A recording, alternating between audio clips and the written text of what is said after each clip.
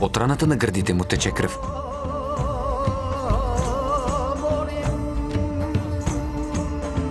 С дясната си ръка той високо държи своята лира, сякаш за да се защити с нея.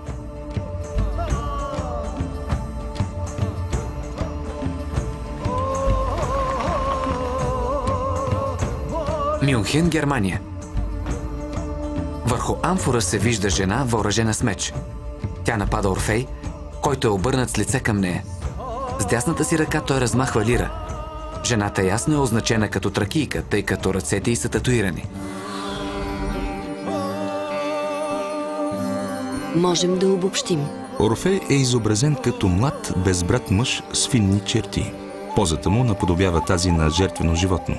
Орфей ще бъде разчленен по подобие на неговия бог. Краен реализъм характеризира повечето вази, в които се вижда кръвта, стичаща се по гърдите на певеца. Чрез позата на женските тела е показано и вакхическото безумие, обзело тракийските жени. Боговете обаче се разгневили на вакханките и им изпратили суша и мор. За да възвърнат благоволението на боговете, те почнали да търсят частите на Орфей, но намерили само главата му, която продължавала да пее, плувайки в една река.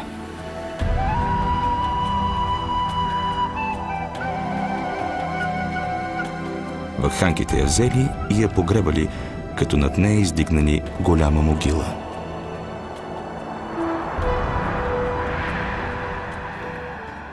Друга разпространена версия за това къде и как е погребано тялото и главата на Орфей сочи, че разкъсаните части на тялото са хвърлени във водите на Хеброс. Главата е носена от реката чак до морето и след това вълните я спрели на остров Лесбос. Доказателство за това жителите на Лесбос виждали във факта, че при тях се появили многоречивите мъже и поети, както и легендарната Сафо. На остров Лесбос главата била поставена в скална вдлъбнатина, където е съществувал оракул още от епохата на Троянската война. Върху глинен съд, създаден през 5 век преди Христа, на централно място е изобразена пророкуващата глава на Орфей, поместена в скална ниша. Над нея танцува мъж с лента, който наподобява бакхически персонаж. Той е обкръжен от жени, които носят музикални инструменти, вероятно музи.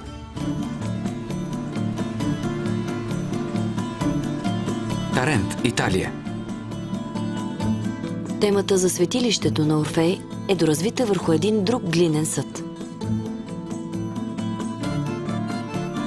Атински художник в началото на 4 век е изрисувал сцената с убийството на Орфей от тракийки, въоръжени с шишове и колове.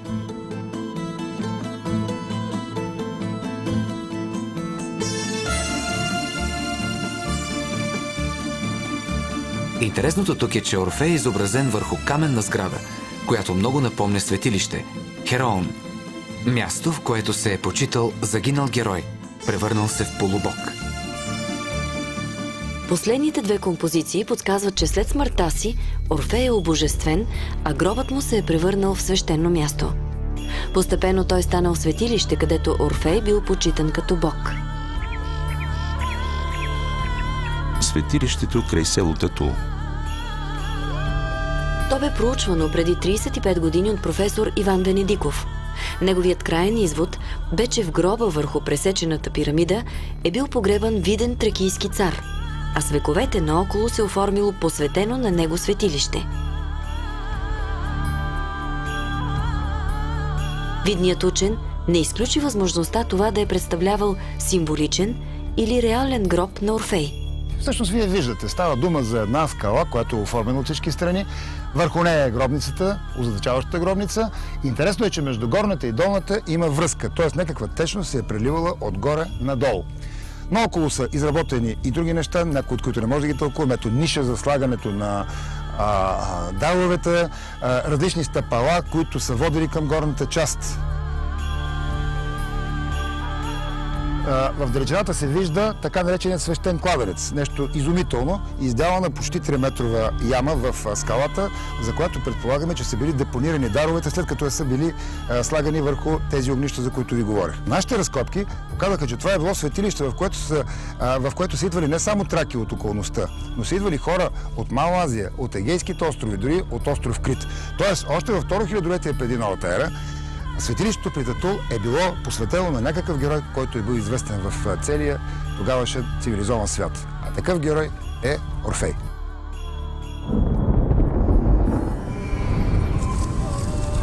Може би смъртта на Орфей е само ритуалност, акт, който наподобява смъртта на орфическия бог Дионис Загрей. А може би жриците на доминиращия тогава Дионисов култ са премахнали еретика, повел след себе си множеството. Възможно е убийството да е наказание за това, че Орфей посвещавал в учението не само своите съплеменници, траките, а и съседите им, ахеи. Каквито и да са причините обаче за смъртта на Орфей, тя вълнува човечеството повече от 3000 години и ще остане една от най-големите загадки в човешката история. Убийството на Орфей не убива неговите думи и вяра, предадени на учениците му. Столетия наред знанието се предава от уста на уста, сред избрани. Знание е достигнало до нас под името орфизъм.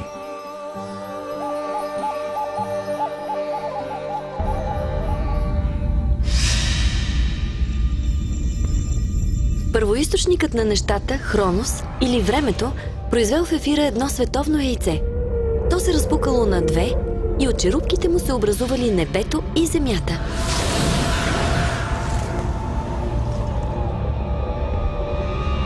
От сърцевината му пък се появил първият бог, двуполовия Фанес, излъчващ светлина.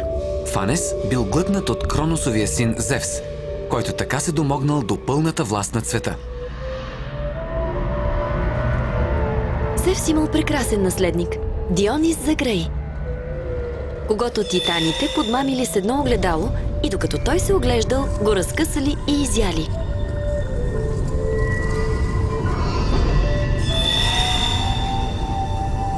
Това бил първичният грях, заради който Зевс ги поразил с мълнията си.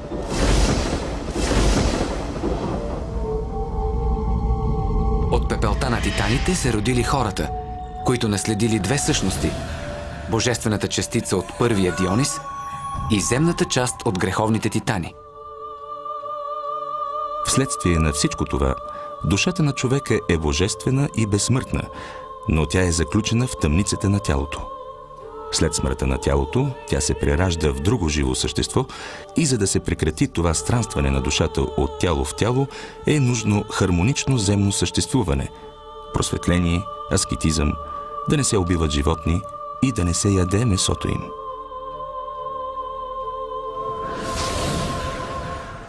Колкото до Дионис, Зевс се здобил с нов Дионис, който бил наречен Лизей, т.е.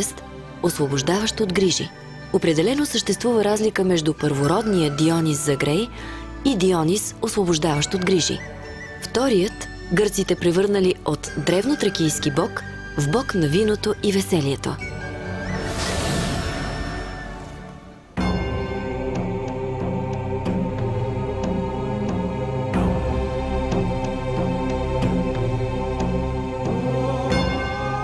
Предполага се, че по времето на орфическото таинство е представена историята на детето цар Дионис Загрей. Част от посвещаващите са представили титаните, които, за да измамят пазачите на малкия Дионис, намазвали лицата си с гипс. Други от посвещаващите участвали в изобразяването на самият отвъден живот, страданията на провинилите си души, които според Платон лежат в кълта или носят вода в сито, както и блаженството на праведните. В ритуала са използвали и свещени предмети – огледало и кълбо, играчките, с които титаните подмамили малкия Дионис Загрей, за да го убият. Виждайки своето отражение, детето цар тръгва да го следва с любопитство, а когато се отдалечават достатъчно от трона, те го нападат и разкъсват.